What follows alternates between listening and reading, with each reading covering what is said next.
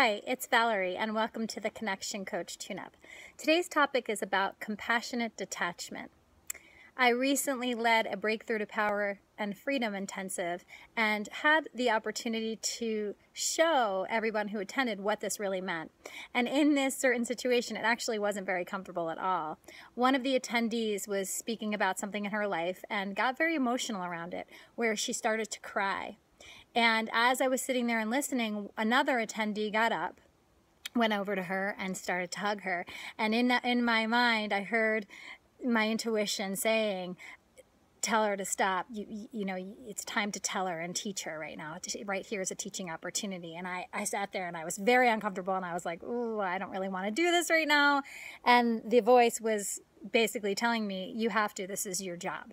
And so I interrupted in that moment and I asked her, why are you going over there? And she was like, well, she was uncomfortable and I just want to be here for her. And I looked around the room and I asked who else wanted to go over and comfort her right now. And every single person's hand went up.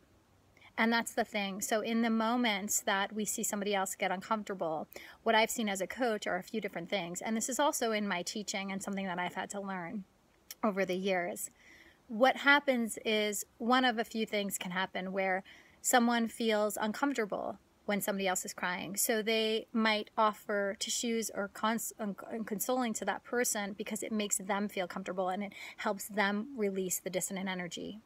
For other people, being in their emotion is not okay. They were taught it's not okay. Like, don't cry, don't cry, don't cry. And we push back and stuff back those feelings. And we want to fix and change a situation sometimes and make it better. And so all of these are really beautiful and it's very human and lovely and it's all out of love.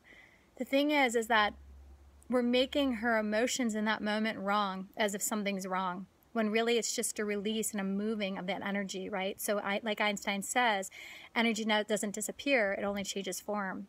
And if we just stuff down, then we're not allowing that energy to actually change form and to move. In addition to that, what I've seen is that when people get consoled like this, when they're in that place of the victim or the wounded person, they start to have a neuroassociation of, well, okay, when I go into victim and I go into this place of sadness, then someone's going to come to my rescue. Then someone is going to support me and hold me in that moment. And then I'm worthy of love. Of course, this is subconscious, but when we look at it from a spirit perspective, when we step back, it makes absolute sense. So it's really important to see the times in which people around us are getting upset, when they start to cry, when they have a situation that we feel and we need to fix. Can we just allow them to process and to be in what they're feeling without changing it? And just really, I invite you to witness that in yourself and see what comes up for you. And in that, in turn, sit with your own stuff around it. Why? Why did I feel the need to do that? Why do I want so badly to go over and change this or make this better? When we understand ourselves, we really can step forward in life consciously. And when we step forward in life consciously, we can then make choices that will align with who we are. Because most likely, if we are going into situations where we are finding people that we need to fix, and then we eventually realize, oh my gosh, I'm around a lot of people that are in the victim state, it's important to look at our role in that. So this is a big one, it's a juicy one, and it's rather intense. This is the importance of looking at the shadow, though. It's these parts of us that are imperative to be revealed for us to walk intentionally in life and to become the change we wish to see in the world and allow other people to be where they are so we feel free too in being where and who we are.